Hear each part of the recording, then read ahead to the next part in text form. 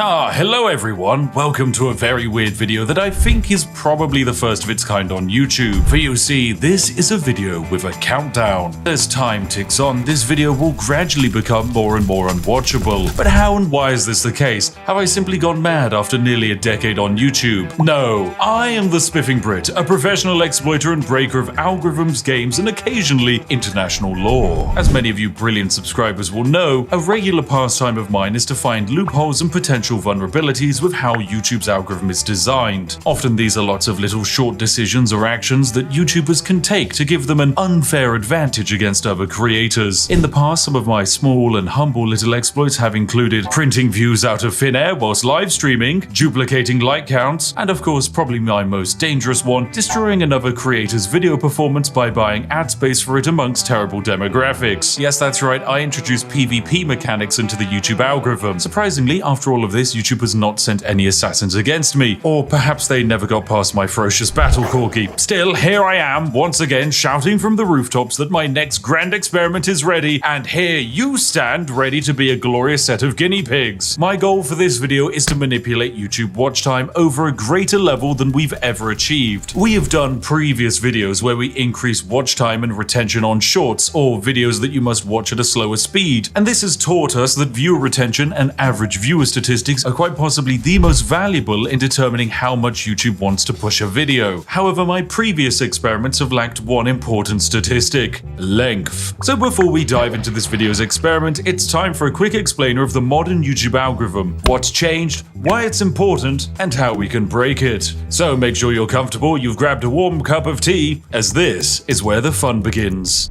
YouTube's entire role is to recommend the right videos to the right person. If you like watching videos about medieval cooking techniques, then YouTube will serve them up to you. You'll see them on your home feed, you'll see them underneath videos you watch, they'll automatically play in the up next section. There will simply be no escape from these medieval cooking videos once you've started going down that rabbit hole. However, YouTube will actually serve up these videos based on a few criteria. So YouTube monitors you. They want to know what language you speak, what channels you're currently watching, and what videos you interact with and for how long you're watching them. It then runs a bunch of numbers and finds a selection of videos that might be a good fit for you. But before that step, YouTube does its most important check. It must weed out videos that it deems to be misleading or not as interesting. Remember, YouTube's entire goal is to get you watching videos for longer, because the longer you spend on the platform, the more money you make them thanks to adverts. So it screens for misleading or unsatisfying videos by serving up videos with a higher percentage of viewership more than ones with a lower percentage of viewership. Needless to say, in 2024, basically no one is using the subfeed anymore, so video recommendations are the most important thing, meaning average watch time is also the most important thing. This algorithmic decision of meritocratic performance is actually great on paper, as it generally means that better structured videos that get to the point of their purpose quickly will outperform more waffly ones spoken by British people that go on tangents. Wait a second! But there is a little bit more to this decision. What happens when a video covers the same topic but is a different length? So let's imagine video A is a 10-minute long video that has a 50% viewer duration. Video B is a 20-minute long video and it also has a 50% viewer duration. They are both watched on average for the same amount of time, meaning logically they are both the same amount of satisfaction in the eyes of YouTube. Wrong! YouTube will massively favor video B. It's got higher watch time, baby! So that video will not only get more views, but it will also make more money for the creator. This creates a weird calculation where in some examples, longer equals better. There are some very extreme examples of terrible creators exploiting video length for profit, like for example this one here. Wait, hang on a second, that's my Victoria Free live stream. This video here is the second most viewed Victoria Free video in the entire world. There are thousands of Victoria Free videos, and yet this nearly 4-hour-long live stream VOD is the second best of them. Why is this the case? Is it because it's a well-crafted, well-edited, perfectly executed idea? No, it is a good video, but it's just statistically broken. Because it's such a long video, the average watch time is over 1 hour and a half. This means that this stream has 3 times the average watch time as the next best video has total length. That's also my video, by the way. It's handcrafted, took us a lot of time to make, and very well executed. But statistically, it's terrible. The results are that this stream outperformed massively, and thanks to my dastardly strategy, it suppressed other videos in the recommendation feed, allowing me to make over £64,000 off of a 4-hour 2-hour stream. Thanks YouTube, that was perfectly balanced. Oh wait, you're probably not used to creators talking about how much they actually make. Don't be alarmed, friends. I have to pay a lot of that revenue in tax, probably. Maybe some of it has to go to the interns to buy them food, and then the remaining 95% gets spent on my crippling addiction to Yorkshire tea. So more watch time is more good, and greater average watch time is more good. This means that the calculation to make the optimal video is rather simple. Make a video as long as possible while still keeping viewers interested. This basically means that all you need to do is craft a perfect SEO monstrosity with zoomer cuts, pan zoom, smiling celebrities, and just pander to the algorithmic equivalent of the everyman. Yeah, I'm talking about you, Dave. This is the strategy that has to be used by the people at the very top of YouTube. I can't blame them for it, because you reach a point where each ounce of personality you show, the market cap of your audience goes down by millions. Instead, you must become like white toast with butter. Plain, but very inoffensive. Perfect for when you're waking up and starting your day. So yeah, I can't exactly do that. I'm British for a start, which means that the French people probably stopped watching 5 minutes ago. On top of that, I like janky bad edits, and my sarcastic style of humor isn't exactly for everyone. If only there was an exploit that could make a longer form video retain a larger percentage of viewership and watch time. Oh dear,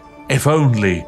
Oh my god, is that a poorly designed feature YouTube made that nobody uses on the horizon? Yes, it is! Say hello to the YouTube Video Editing Suite. From this screen, I can make edits and alterations to an existing video on YouTube. I can trim and cut sections out of it, blur details, insert audio tracks, apply end screens, and even spam info cards to remind you to buy merch every 5 seconds. Seriously, creators who use this, please stop. What are you doing? Go and brew a cup of tea. Now, these tools are hardly used. Mostly they exist to help YouTubers cover up mistakes like speeding in a school zone whilst driving a luxury car. Or if you're really special, YouTube will even let you insert footage back into videos. But outside of a few moments when LinusTechTips needed to add corrections into something, it's actually hard to find much evidence of creators using this. The main thing that I think actually sees the light of day is the cut tool. This actually serves a purpose outside of fixing errors. You see, most YouTube sponsor contracts stipulate that the ad read must be on a video for 2 to 3 years. This means that 2 to 3 years after upload, some creators will actually go through their back catalog of content and cut out the sections where they tell you that Raid Shadow Legends is the greatest video game ever conceived. Yeah, right, baby, it actually sucks. Yeah, I know, I just burnt a lot of bridges there. Your game sucks, mate. I'm never taking your money. Stop emailing me. Outside of covering up the past, there is a reason why it makes algorithmic sense to remove your older sponsor reads. Most people, when presented with a read, simply press the skip button and bypass the 30 to 90 second section of that video. This means that those sections massively lower the average watch time and retention of the overall video. So by removing a section where only 10% of the audience is watching and bring it back to a 50% average retention section, then that's a net benefit on the video's performance. So logically in the long term, that's better, that's more views and more money. But all of this is curious. What if we took it even further beyond? And what if we did it backwards? Yeah, this is where I had a brilliant idea. What if we created an average video with good statistics and then cut the end off of it? Welcome to my grand plan. You're currently watching one of 2 versions of a video. One version ends sooner than the other. If you're watching this video too late, then the entire second half of this video has been cut off and you'll never actually know what it was. You'll never even be able to watch it again. And the science behind it is rather simple. I can make a video like this be watched by 2 types of viewers. One set of viewers are watching a full-length version. If the video is 20 minutes long and the average watch time is 10 minutes, that video has given me a 50% retention. However, the second viewer, which might be you, watches the second shortened version. Let's say this video is now only 10 minutes long, but you still watch it for 50% of its length. Well, the problem is that YouTube can't delete the watch time that this video has generated, and all of the statistics just pile up onto the back end from the original version. So all of those longer views are added onto the new shorter version of the video. If half the views are on the long version and half the views are on the shorter version, we balance out at an average watch time of 7.5 minutes or 75% retention. Of course, the longer the section that we end up deleting, the better. If I add a 10-hour long Skyrim Let's Play after this and people watched it for an average of 2 hours, I could probably end up with one of the highest average retentions on a 10-minute video that the world has ever seen. And you know what? Maybe that is what I've done. But you have absolutely no way of knowing because there's a chance you're watching this video after the great cut. So there we go, job done. This video is perfect. I've just become a quadrillionaire and the largest YouTuber on the platform. unfortunately it's not quite that simple. There are a few limitations to this strategy that might unfortunately stop us from breaking YouTube entirely, namely market cap, interaction, and engagement. The first problem is hard to fix, as there is a finite amount of people on the planet who would be happy watching a video on YouTube exploits. YouTube knows this, so recommends videos accordingly. Generally, the best videos on YouTube are ones that are relevant to broad viral demographics. This is why you see someone like the Legal Eagle cover popular events rather than obscure but interesting legal cases from Madagascar. Now, there are a few ways I can manipulate and trick YouTube to improve this video's relevancy and raise the market cap. Namely, I can have you go into the comment section and say some relevant topical things and talk about how they definitely featured in this video. Here's a list of some popular current SEO terms active right now that you can claim I have somehow satisfied your interest of. Yes, I remember talking about that. Oh, and that one. Yes. Oh, how interesting. I love insert thing here. Not only does this help with the reach of the video, but it also counts as engagement. All forms of engagement with this video and the channel will work positively to this video's success. From commenting, liking, sharing, and even voting in community posts, weird things like making clips of this video are another brilliant way of adding views. And in fact, there's a weird exploit that you can use to view bot without damaging a video's performance. Anyway, no, I'll save that for another day. It's too complicated and potentially illegal. But yes, it's entirely possible that this video right here will become my most viewed video. And of course, it's going to be a video that outside of a select few, no one will ever see it in its entirety. Of course, some people might spoil what comes after this. And so that's why I think it's important for you to comment and wildly speculate what the other half of this video actually was. I like it to be a mystery. So if you could please go into the comment section and write some absolute wild ideas about the other half of the video, then that would be great. Of course, the real ones know it's going to be the hotly anticipated Mavis Beacon teaches typing exploit video. Whoa, what a banger that's gonna be. Anyway, this is where you watching at home are going to be separated into your two groups. If you missed the original version, don't be upset. I'm a strong believer that some things shouldn't last forever, and online most content is preserved. So perhaps just this once, it's okay to create a piece of media that is finite and unique. For this project to be classed as a success, there will need to be a long-term analytical trend that shows that the average watch time had a positive impact on the impressions and reach of this video. These impacts will probably take a week or so to materialize, so check back in a few days' time and take a look at how things are shaping up. Anyway, thanks for watching, you majestic sausages. We're about to continue the video for some of you, but for others, better luck next time. You should have had notifications enabled. Thank you for watching, and goodbye for now.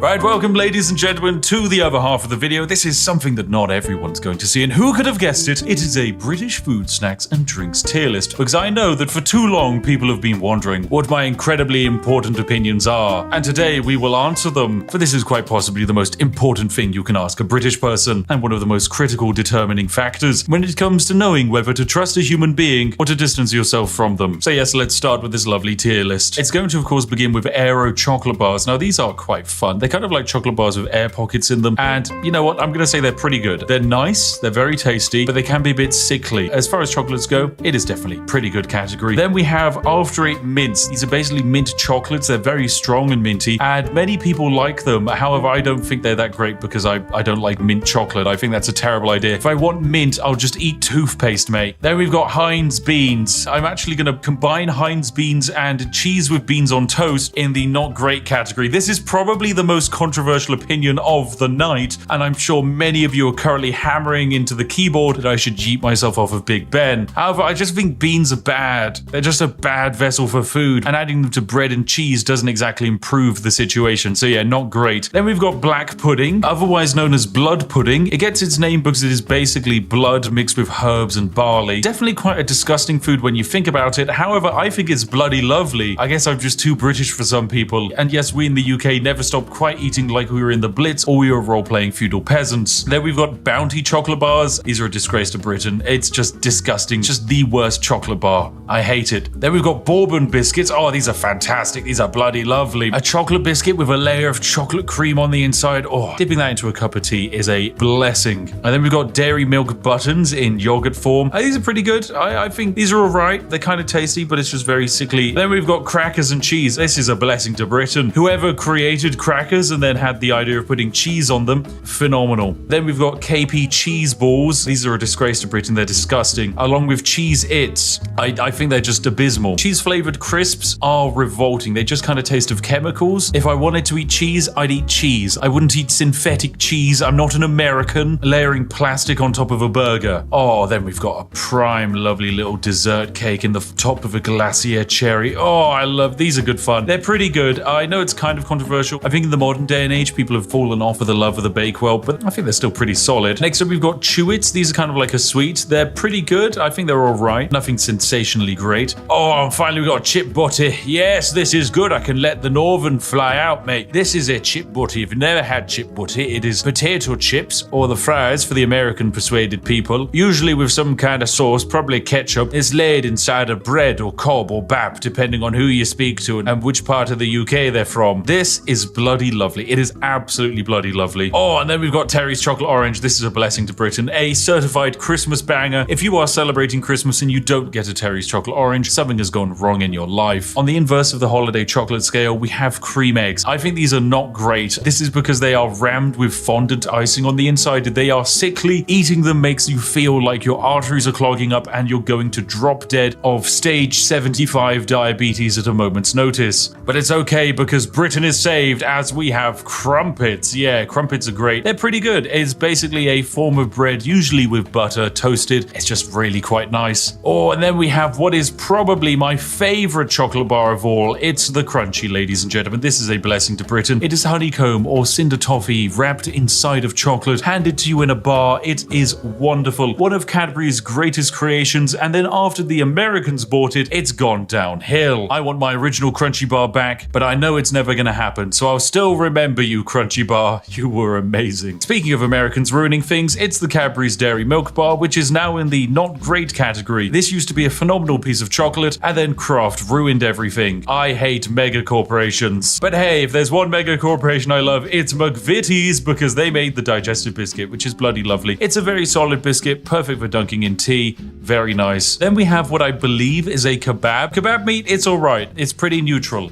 as far as meals go. A fantastic meal, however, is fish and chips, which is just a massive fish dipped in batter, made very crispy and served with large quantities of potato. Yes, this is genuinely one of the nicest things in the universe. I know other countries have attempted to do fish and chips, but every time I've tried them, they're just disappointing. If you want a proper fish and chips, come to the UK and give it a try. Okay, next up we've got fish fingers. These are not great. Look, if you're gonna have battered fish, have it in the form of fish and chips, not in the form of tiny string reformed fish. Oh, and then we've got Freddos. Yes, this is a bloody lovely chocolate. If you don't know, the Freddo is actually how we in the UK gauge inflation. You see, Freddos in the bygone era used to cost only half a threepence, whereas now in the modern day, Freddos can be sold on the black market for upwards of £50,000. But put simply, they're very tasty. Then we've got Fridge Raiders. These don't really feel very British. They're kind of alright. It's just breaded chicken that you eat cold. It's fine. It's a tasty snack. Fruit Winders, however, yeah, this is pretty good. This is basically pureed fruit in a winder form. I think there is an American alternative, but it's not as cool as our British alternative. So yeah, it's in the pretty good category. Oh, and then, ladies and gentlemen, oh yes, they say that the British god on the seventh day didn't rest, for he created something better. He created hobnobs. Yes, this is a blessing to Britain. For those that don't know, the hobnob is like a digestive biscuit, but made more oaty. It's got a stronger form to it, it can suck up more tea, and as a result, it is perfect in every way. This is the tea dunker's delight. I will accept no slander and besmirchment of the hobnob's name. Truly fantastic. Anyway, we can also do some quickfire ones. Hula hoops, they're pretty good. They're hoop-shaped crisps, or chips if you're foreign. They're pretty tasty. Then we've got Iron Brew. This is a blessing to Britain. This is the greatest thing to come out of Scotland ever. I used to believe that Hume was potentially the greatest Scottish export with his fantastic takes on philosophy. However, no, Iron Brew is objectively better. It tastes fantastic, and it is so good that for a while America banned it. It has no discernible taste, and if you were to describe it to someone, you wouldn't be able to. Safe to say, you need to try some Iron Brew. Okay, next up we've got Jaffa Cakes. Once again, another controversial opinion. I think they're just alright. Okay, look, if you grew up watching the Yogscast, you're probably going to be quite angry at me, but Jaffa Cakes, they're just kind of, they're fine. I'm not going to dunk it into tea. It's got terrible form for that. So for a biscuit slash cake, yeah, it's just not very good.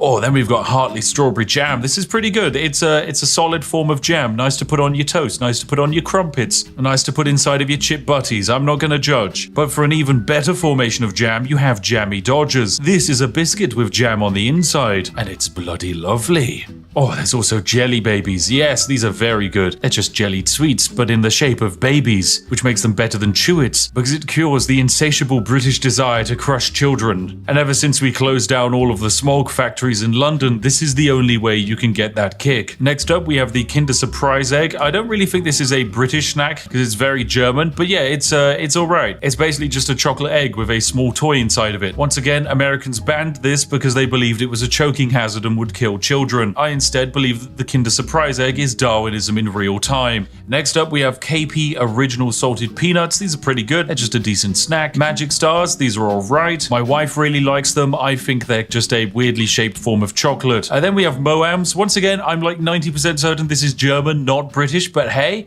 they're alright as well. Now we have some controversial opinions. Marmite. I don't think this is that good. It's not great. Now, once again, my wife loves Marmite. I think it's pretty bad. A spread that actively makes you want to throw up if you put too much on a piece of toast is probably not a good spread. Eating anything that has been coated in Marmite feels like you're back in the Blitz, and I'd much rather eat 700,000 hobnobs than have to eat anything with Marmite on it. So yeah, it's in the not great tier. Next up, we have Matchmakers. These are going straight into the disgrace to Britain tier. It's just a mint form of chocolate. It sucks. Next up, we have the Tesco Meal Deal. This is going to go into the it's alright tier. Basically, for those of you that don't know, in the UK, we can go into most major supermarkets and pick up a sandwich, a snack, and a drink, usually for a round price. Recently, I picked up a Tesco Meal Deal, which netted me 3 sandwiches, a pot of watermelon, and a large drink, all for the low cost of £4. So yeah, it's pretty good. And whilst relying on them entirely will probably lead you to an early grave, for the nation's tradespeople, the Tesco Meal Deal is a glorious invention. Okay, next up we've got Millionaire's Shortbread, which is a shortbread topped with a very thick layer of caramel and then topped off with chocolate. This is bloody lovely. It's one of the tastiest things ever created. I love it. If something will kill me, it's gonna be this, and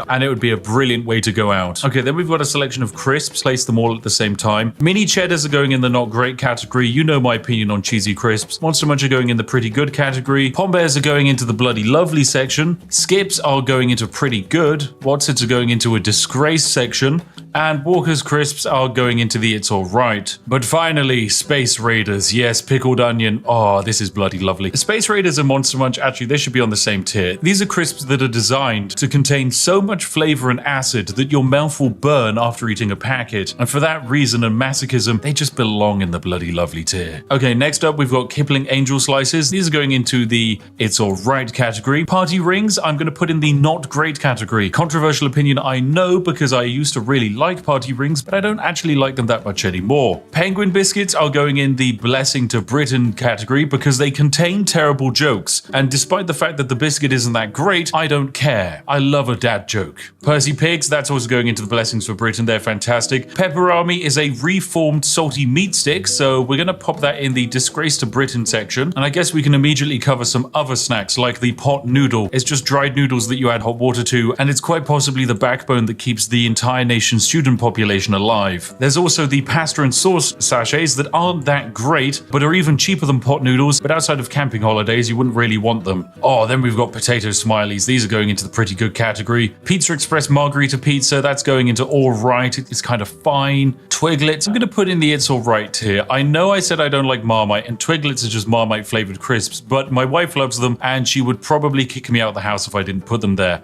Okay, now we've got some legendary cakes we can cover. The Colin the Caterpillar cake is a blessing to Britain and one of the greatest cultural exports we've ever invented. Colin the Caterpillar sweets, however, from M&S are going into the not great tier. They're an okay form of sweet. Drumsticks are as well. I'm also going to put in the not great tier. This is one of the few sweets where I actually know people who have lost teeth because of them. Not because they rot the teeth, but because they're so sticky and solid, you will actually end up breaking a tooth trying to eat them. Yorkie bars are alright, it's just a solid brick of chocolate. Turkish Delight I think is a disgrace, I hate hate it. Wagon wheels as well. The combination of cream and jam is just weird. The Yo-Yo Bear fruit rollers I'm putting in the pretty good category. They're rather tasty. Drumstick squishies I'm also putting in pretty good because unlike these solid drumsticks, they won't kill you. Millions I'm going to definitely pop in the pretty good category as well. They're fantastically tasty. It's literally just condensed colored sugar. What's not to love? Weetabix. Oh, that's a bloody lovely. Who doesn't love a good Weetabix for breakfast? And we've got the flake chocolate bar. That's all right. Fruit pastels. They're not great. Twister lollies. I'm going to say pretty good. It's an ice lolly which contains a little bit of ice cream and frozen fruit flavor in a combination that's actually rather nice. Then we have, oh my, what is this? Branston small chunk pickled. Yeah, this is a disgrace to Britain. I know there are old people who love it, but it's disgusting. Same for mushy peas. Anyone who orders mushy peas is just someone who would be okay eating dog's vomit. Okay, it's disgusting. I'm just not a fan of mushy peas. And then we got Tango Orange. This can go into the it's alright category. And before we get to the most important thing on the list, I think we should deal with some of the food options. So we have pork pies. This is going into the pretty good category. I'm a big fan of pork pies, but I understand that a slab of reformed meat surrounded in pastry is kind of weird. It's a very dense form of meat as well. However, the sausage roll I think is bloody lovely because it actually minimizes the density of the pork to create an overall better balance between pastry and reformed pig. Next up, we have scones or scones if you're poor, which is usually had with cream and jam. This is going into the pretty good category. It's good for an afternoon tea, but you wouldn't exactly want it every day of the week. Then we've got Scotch egg. It is a semi-boiled egg wrapped inside of meat and then coated in bread. I'm actually going to say it's all right. I would have put it in pretty good, but I recently had some at an event and about 40 minutes later I developed a crippling migraine, so I'm going to blame that on the Scotch eggs. Okay, then we have shepherd's pie. Shepherd's pie is great. It's mashed potato and then some mince and a bunch of vegetables. A lovely historical dish for the UK. It's honestly a blessing to Britain. Whilst I might not have it too often now, it's a very versatile dish. It's easy to make vegetarian and vegan versions of it, and usually 9 out of 10 times it tastes fantastic. Okay, then we have a roast dinner. Yep, this is straight into the blessing to Britain category. It is a meat,